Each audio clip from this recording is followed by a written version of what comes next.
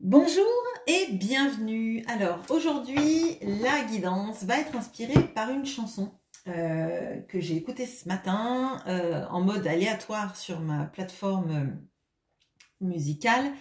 Et c'était la chanson de Shania Twain, That Don't Impress Me Much. Alors, c'est pas une chanson récente, mais ça, je crois que vous avez l'habitude. Elle est moins datée que d'autres que sur la chaîne. Elle doit dater du milieu des années 90.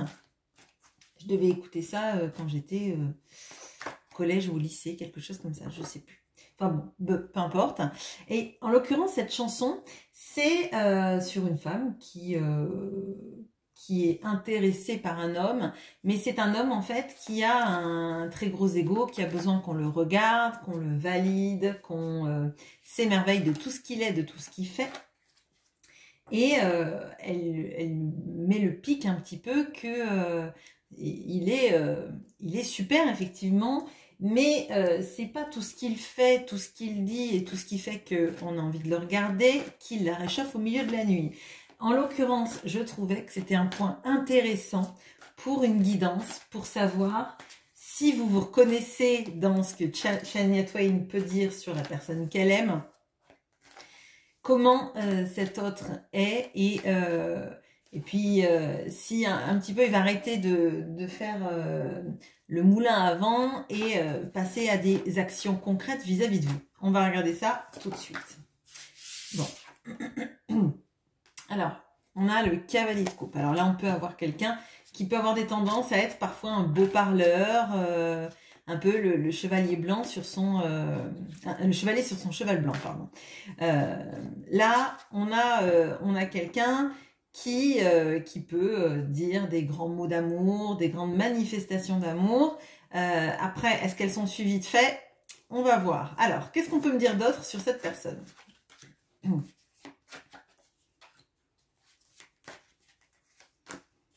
Ok, alors on a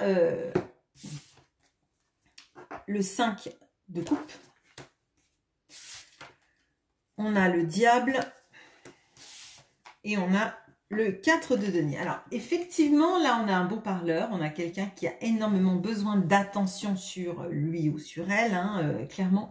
On a quelqu'un qui vit un petit peu, alors dans le passé, il y a un grand regret dans sa vie, une blessure sans doute amoureuse, ou oui, ou une blessure dans la manière dont les choses dans sa vie amoureuse se sont passées. Il y a beaucoup de regrets. C'est quelqu'un de nostalgique. Et c'est quelqu'un qui fait semblant que ça ne l'impacte pas. Hein. La blessure du passé, et peut-être que c'est une blessure vis-à-vis de vous, hein, une rupture que vous avez eue dans le passé et que cette personne n'arrive pas forcément à digérer, mais ou en tout cas quelque chose qui s'est pas fait dans le passé et qui maintenant est compliqué. Là, on voit que avec le diable, c'est alors là, j'ai la chanson de Jean Schultes, très récente également, Confidence pour confidence. C'est moi que j'aime à travers vous. Bon, alors ça ne veut pas dire que cette personne, elle est narcissique au point de ne s'aimer qu'elle m'aime et de faire en sorte que vous soyez son faire-valoir amoureux, hein, c'est pas ça. C'est plutôt qu'elle a tellement besoin d'attirer l'attention, le feu des projecteurs sur elle, que c'est ce qui passe en premier dans sa vie. Effectivement, ce n'est pas suivi d'action. Hein. Ces deux cartes-là sont suivies de cartes, sont précédées et suivies de cartes assez statiques. Là, on a le 4 de denier. Le diable, il est entre le 5 de coupe, donc les regrets, la nostalgie, et un 4 de denier, où c'est quelqu'un qui est dans sa richesse matérielle, un peu comme dans la chanson de Shania Twain, mais qui se cadenasse dans ça, qui se cadenasse dans ses schémas, qui se cadenasse dans un confort de vie et qui ne fait pas de choses pour aller vers l'extérieur, qui ne donne pas à l'extérieur, à part avec ce cavalier de coupe, cette impression que cette personne, elle donne, mais des mots, vous voyez, des intentions de faire qui sont jamais suivies de faits. C'est le parole et parole de Dalida, mais là, c'est vraiment, oui, je t'aime tellement, tu as changé ma vie, etc. Sauf qu'en fait, c'est jamais suivi d'actions concrètes, de faits concrets. Et à la finalité, ce qui compte pour cette personne, c'est beaucoup votre regard sur elle, le regard des autres sur elle, d'être au centre de l'attention. Hein. Là, on est vraiment dans la chanson de Shania Twain où la personne, elle fait beaucoup de choses, mais vous, ça vous impressionne pas en fait. Vous, que la personne, elle brille sous le feu des projecteurs, vous vous en fichez complètement, parce que ce qui va compter, ça va être vos interactions et le fait que elle brille dans vos yeux, vous brillez dans les siens aussi, hein, parce que ça, il faut de la réciprocité.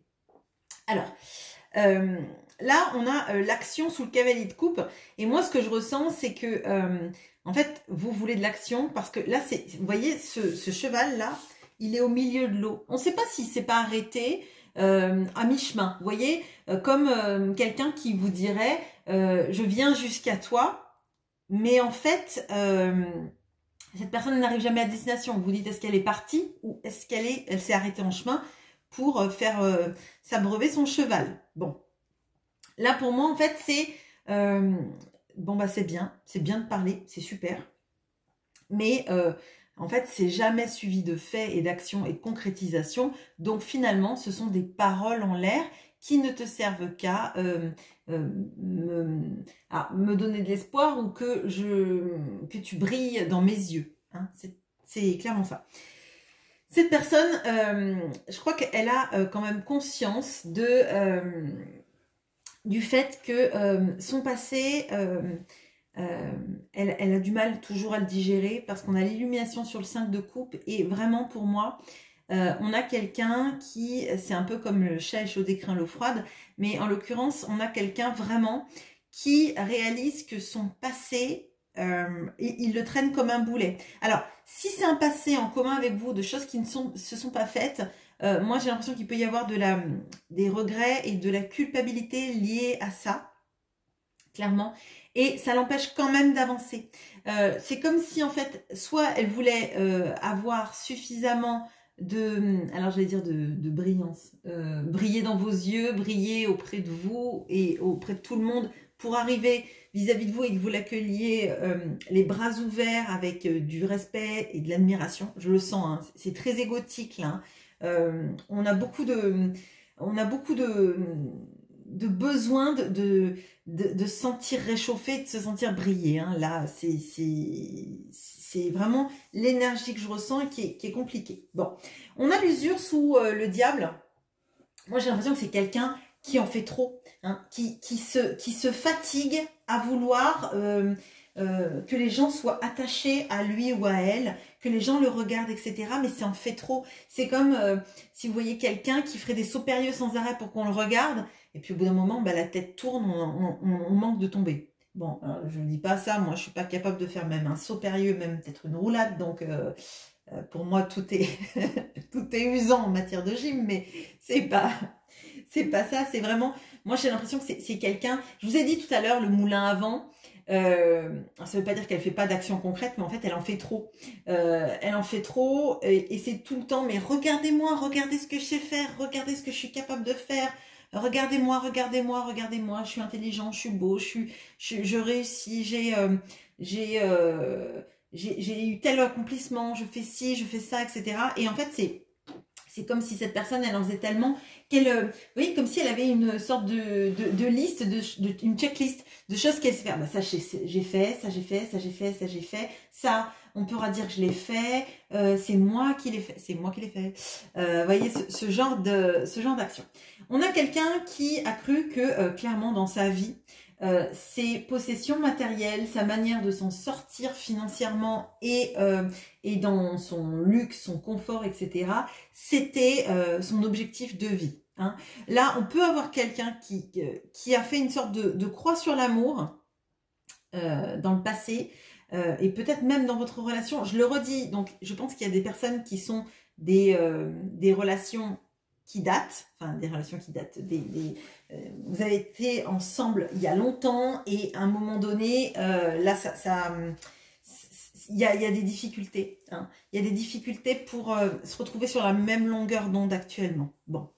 Et cette personne, en fait, ses possessions matérielles, sa manière de construire sa vie, elle a trouvé que c'était super, mais en fait, vous voyez, c'est un mirage, elle n'en est pas heureuse. Et surtout, elle est cadenassée de l'extérieur. Elle croyait se cadenasser de l'intérieur avec ses possessions. Et en fait, elle réalise qu'elle est dans une sorte de prison. Une prison dorée dont c'est pas elle qui a les clés. Vous voyez? Bon, alors. Qu'est-ce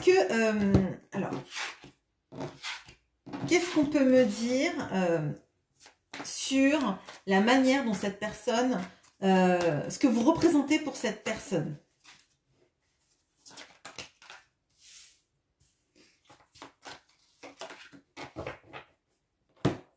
Deux arcanes majeures.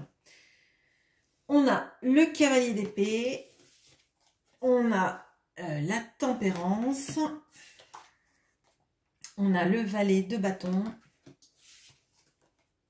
et on a les amoureux. Alors, ce que vous représentez. Alors, déjà, pour cette personne, j'ai l'impression que vous n'hésitez pas à... alors, j'allais dire à la secouer, ouais. Je pense que en fait, à un moment donné, et peut-être par rapport à son inaction, son côté un petit peu... Alors, pas bling-bling, mais son côté un petit peu « regardez-moi ». Enfin, vraiment, là, je sentais la chanson de Jean Schultes, et c'est pas une histoire de « je me fous de vous », enfin, c'est moi que j'aime à travers vous. On a vraiment ça, en fait. C'est ce besoin de cette personne d'être regardée, etc. Et vous, alors, j'allais dire, ça vous débecte. J'ai eu ce mot-là, bon... Il est un peu fort quand même. Je crois que là, en tout cas, pendant le tirage, il y en a plusieurs qui sont en train de se dire, mais en fait, ça m'écoeure. Cette manière de procéder, cette façon de faire, m'écoeure. Bon, écoutez.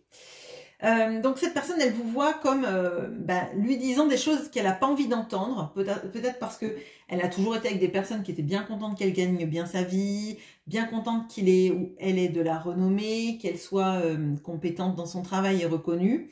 Vous vous en fichez de ça, vous êtes bien contente si cette personne elle réussit bien dans sa vie, tant mieux pour elle. Si elle est reconnue, tant mieux pour elle, mais c'est vis-à-vis d'elle que ça vous fait du bien, c'est pas vis-à-vis du fait que vous allez en tirer une contrepartie pour vous.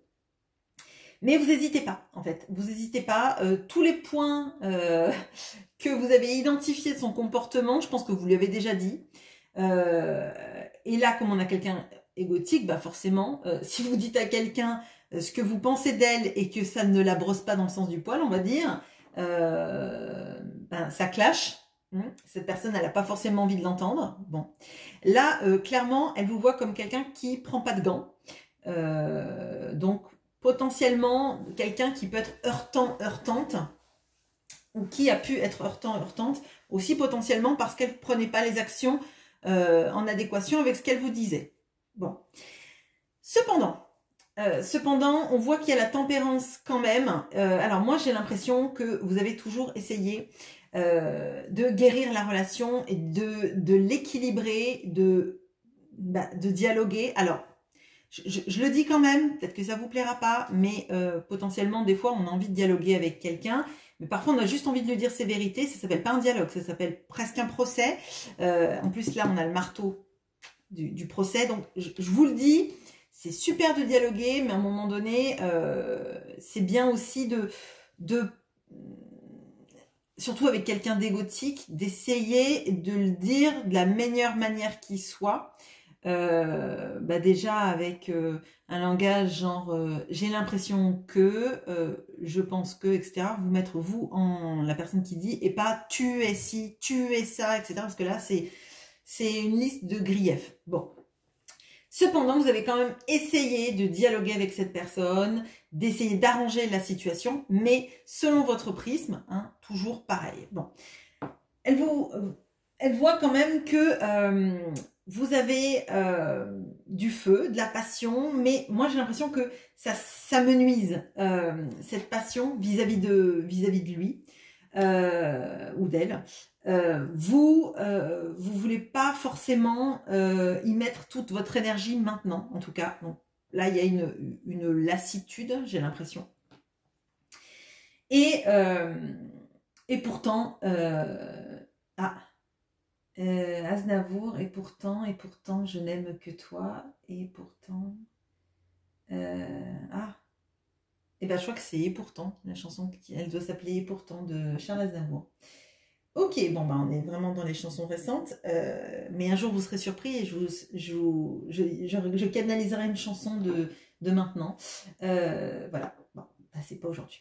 Alors, voilà, et pourtant, je n'aime que toi. Ouais, bon, et pourtant je la connais, mais j'ai que ça qui vient, donc avec les amoureux. Donc voilà, ce que vous représentez, c'est vous êtes son amour et cette personne n'aime que vous. Elle vous le montre très mal.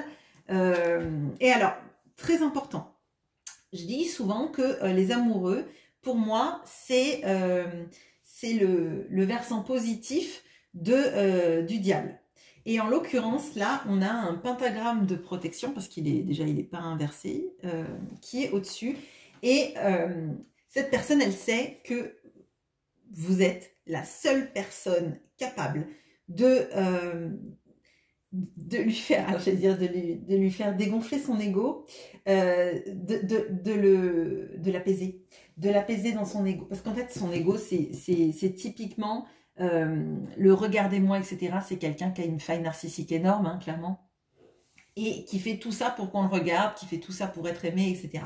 Et là, cette personne, elle sait que vous êtes la seule personne qui est capable de la guérir de ses travers, qui est capable aussi de ne pas se faire aspirer par ces énergies parfois toxiques vis-à-vis d'elle-même, hein, vis-à-vis de vous aussi. Hein, c'est pas forcément qu'on est un pervers narcissique ou quoi que ce soit. Parfois, on a juste des réactions toxiques, comme vous pouvez en avoir aussi dans votre manière aussi parfois de réagir. Tellement vous avez mal, vous dites rien, et puis après, pam, la personne se prend une fléchette dans les fesses, quoi. Hein, donc, faut être conscient de ça. Alors, qu'est-ce qu'on peut me dire encore sur ce que vous représentez vis-à-vis de cette personne?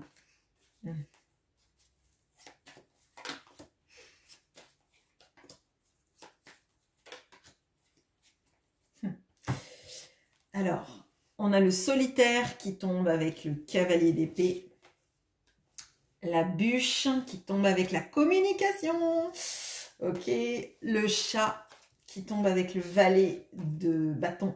Et l'hirondelle qui tombe avec les amoureux. Bon, alors, ben déjà, vous êtes précieux, précieuse pour cette personne, même si vos discussions et votre communication est très heurtante. Pardon. Là, effectivement, il y a de gros problèmes de communication. Si vous me dites que c'est hyper fluide et que ça se passe super bien, potentiellement aller voir un autre tirage, parce que je suis là, on a plutôt des personnes qui vont aller bouder chacun dans leur coin, ou lui va bouder parce que vous y serez allé avec chez la chevauchée fantastique, là, comme musique dans la tête. Bon, ben, je suis un jukebox, hein, je pense que... D'ailleurs, ça me fait penser à un jukebox. Bon, bref, peu importe. Là, clairement, vous avez vous êtes précieux, précieuse, vous êtes son joyau. Hein. Enfin, là, de toute façon, cette personne vous aime, c'est évident, mais parfois, ça va trop loin. Hein. Dans les communications, cette personne est dans un ego et refuse que vous lui dites. Vous y allez en forçant parce que vous avez besoin d'avoir des réponses. Mais alors, peut-être que aussi des fois, vous avez besoin d'entendre ce que vous avez envie d'entendre, même si ça vous fait super mal. Et là, il y a quelque chose à aller fouiller là-dessus, de savoir pourquoi, à certains moments, vous allez aller provoquer la discussion en sachant que derrière, la manière de s'y prendre va pas être bonne et que ça va vous faire du mal, que ça va vous mettre à terre. Bon, ok. Donc là, votre communication, elle est pas bonne du tout entre vous. Et quand vous essayez parfois d'arranger les situations, moi j'ai l'impression que ça empire en fait. Bon, ok. Mais c'est pas que de votre faute. Hein. Enfin, je veux dire, vous avez une manière de vous y prendre qui ne correspond pas avec l'état d'esprit de cette personne. Et cependant, il y a quand même de l'amour et des sentiments, mais ça empêche tout ça d'être fluide. Ok, bon. Alors moi là j'ai l'impression que cette personne elle vous voit effectivement en mode allez, bon, alors effectivement peut-être que vous avez réalisé que votre communication ça va pas et que vous restez un petit peu, alors j'allais dire sur votre canapé en mode j'attends. Allez, vas-y, si tu as envie de me parler, parle-moi, mais moi je ne ferai rien. Vous voyez ce genre d'attitude. Ok.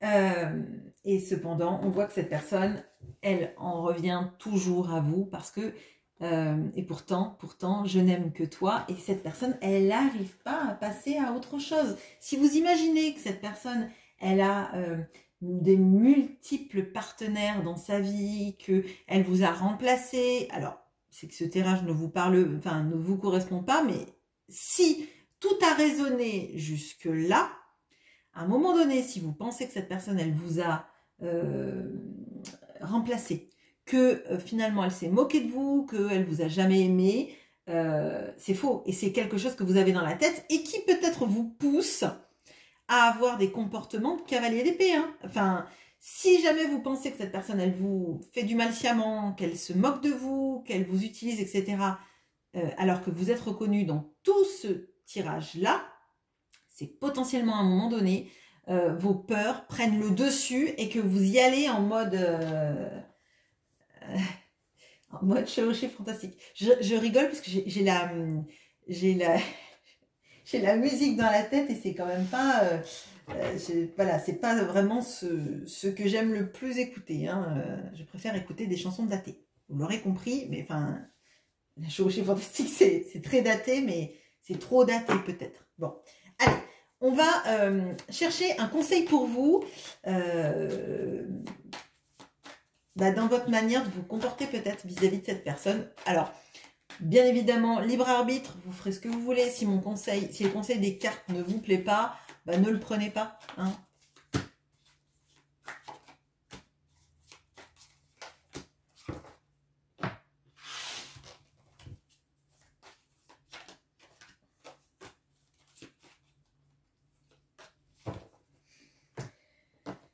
Alors, on a le 9 de coupe et les hyènes.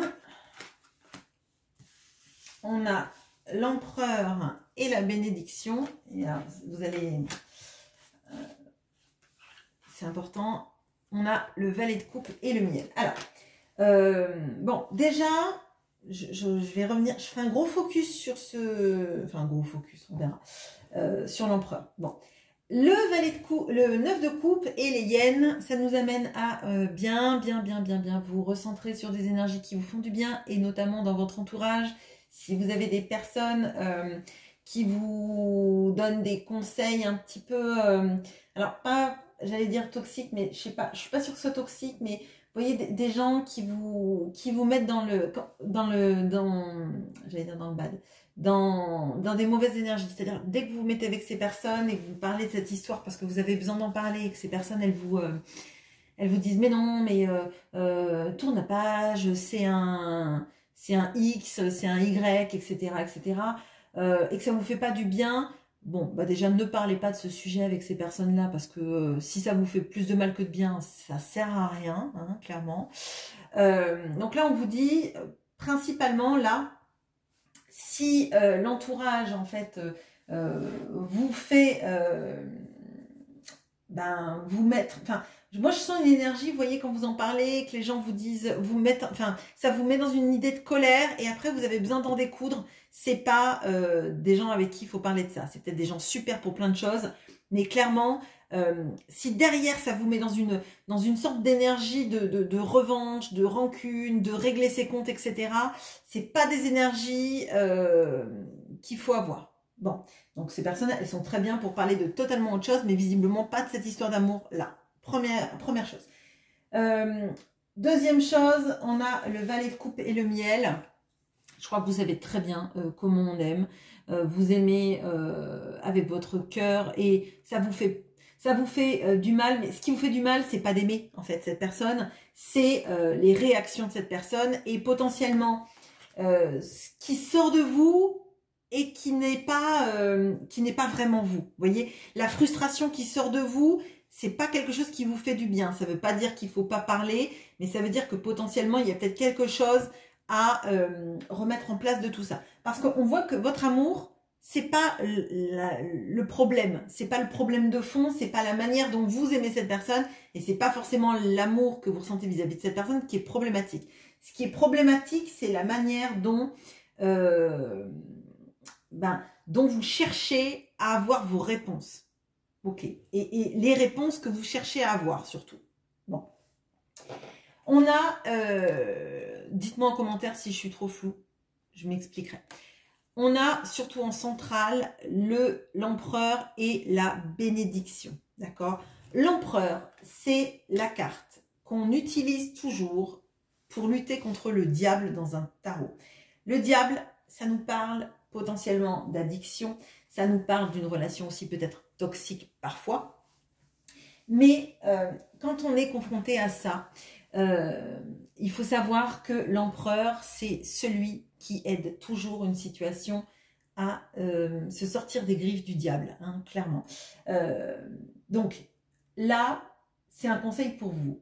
Le conseil pour vous, il est d'incarner cet empereur, c'est-à-dire que toute toxicité qui viendrait de cette relation, vous êtes capable de l'épurer. Ça ne veut pas dire de quitter cette personne, mais c'est d'avoir des réactions appropriées à la manière dont cette personne réagit. Ne pas surréagir, ne pas rentrer en fait dans ce cercle-là du diable. Ne pas y aller en mode cavalier d'épée, à avoir besoin de chercher une réponse qui va vous faire du mal. Clairement, je vous le dis, là, c'est parce que je le ressens dans ce tirage-là.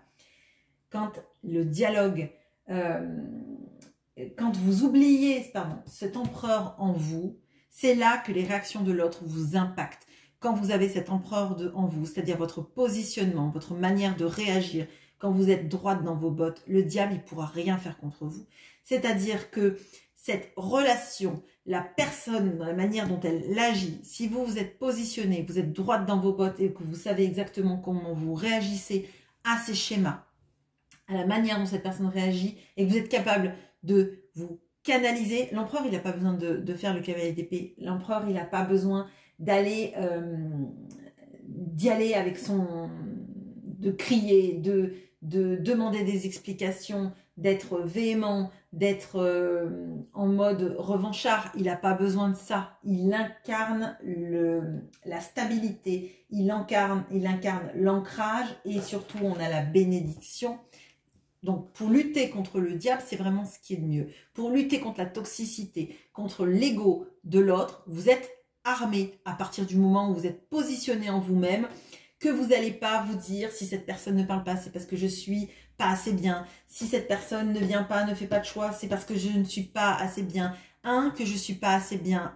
Que je suis et vous dressez une liste de tout ce que vous n'êtes pas, qui donnera pas forcément envie à l'autre, forcément de vous choisir, même si, et pourtant, je n'aime que toi. Cette personne vous aime, mais vos schémas, potentiellement, peuvent aussi être tirés d'une dépendance affective, de blessures de trahison, etc., ou d'humiliation, qui font que forcément, cette personne, vous luttez pas avec les bonnes armes. Si vous êtes ancré en vous-même, positionné en vous-même, cette personne, elle verra qu'elle n'a pas, que ça marche pas avec vous, que les luttes d'ego ne marchent pas, que vous n'allez pas venir la supplier, venir la rechercher, etc., et qu'elle va devoir sortir de sa prison.